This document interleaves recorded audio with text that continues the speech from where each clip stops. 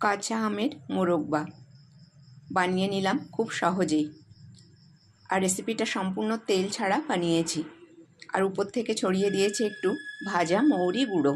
এর ফলে এটা থেকে খুব সুন্দর একটা গন্ধ আসছে। খাওয়ার শেষ পাতে কিংবা রুটি পরাটা দিয়েও আপনারা এটা খেতে পারবেন। এইভাবে বানিয়েও আপনারা অনেক দিন সংরক্ষণ করে রেখে দিতে পারবেন। এবার দেখে নিন রেসিপিটা। নমস্কার বন্ধুরা, কাঁচা আমের মোরব্বা বানানোর জন্য এখানে 6টা কাঁচা আম ভালোভাবে ধুয়ে নিয়েছি। তারপর একটা কাপড় দিয়ে আমের গাটা মুছে শুকনো করে নিয়েছি। এবার আমের খোসাগুলো ছাড়িয়ে নেব। আমি এখানে একটা বটি নিয়েছি, বটি দিয়ে আমের খোসাটা ছাড়াবো। প্রথমে মুখের দিকটা কেটে বাদ দিয়েছি।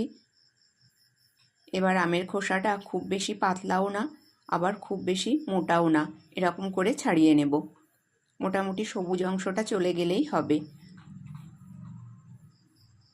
এইভাবে ঘুরিয়ে ঘুরিয়ে খোসাটা ছাড়িয়ে নেব। আপনাদের নিজেদের সুবিধা মতো পিলার কিংবা চাকু দিয়েও এটা করতে পারেন। খোসাটা ছাড়ানো হয়ে গেছে। এবার আমটা এইভাবে 2 টুকরো করে নেব। আর এই রেসিপিটা বানানোর জন্য যদি আমের ছেলো হয়ে থাকে তাহলে রেসিপিটা খুব সুন্দর হয়। আমগুলোয় অল্প অল্প ছেলো হয়েছে। এবার এই একটা আম থেকে মোট 6 টুকরো করব।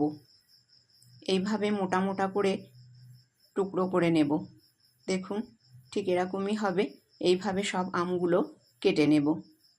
দেখুন সব আমগুলো কাটা হয়ে গেছে। আর এগুলো ঠিক এরকম মোটা মোটা করেই কেটে নিতে হবে। এবার এই আমগুলো সিদ্ধ করব। গ্যাসে কড়া বসিয়ে দিয়ে দিয়েছি প্রায় হাফ কড়া জল।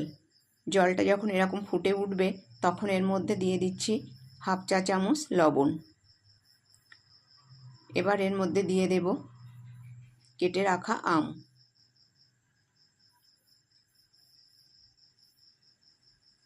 প্রথমে কয়েকটা আম দিয়ে নেব যাতে জলটা ছিটকে গায়ে না আসে। এবার পুরো আমটা এর মধ্যে দিয়ে দেব।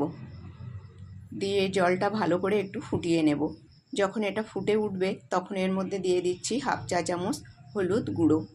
দিয়ে এটা ভালোভাবে একটু মিশিয়ে নেব। এইভাবে একটু মিশিয়ে নিয়ে 2 থেকে 3 মিনিট এটা সিদ্ধ করে নেব।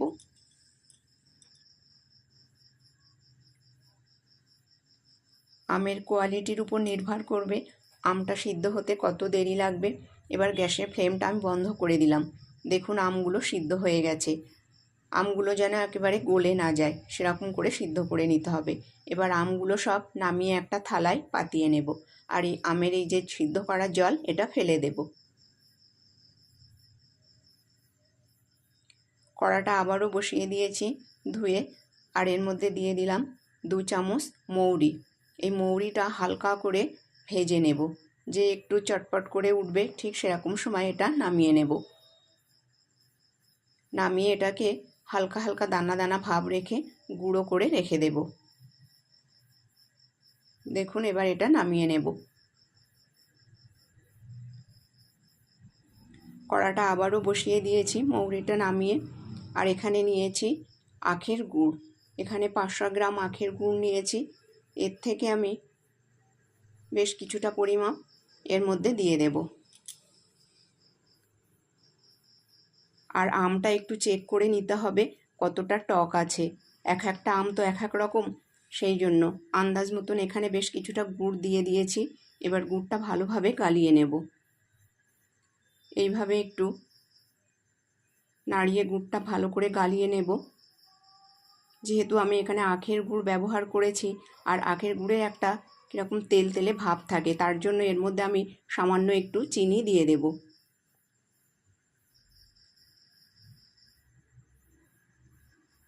দেখুন এখানে আন্দাজ মতন 4 চামচ মতন চিনি দিয়ে দিলাম।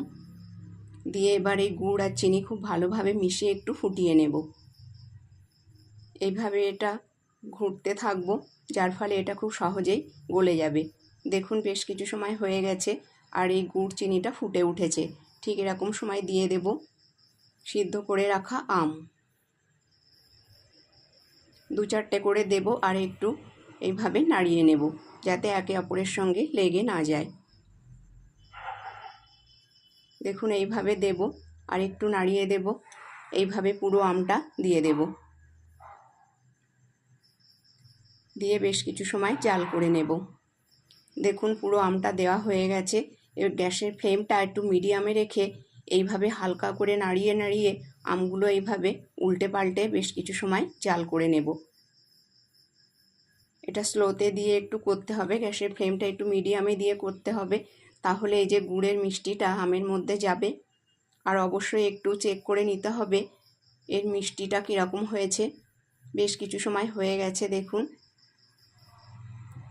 আমটা আরও সিদ্ধ হয়ে গেছে আর গুড়ের আর চিনির রসটাও কমে গেছে।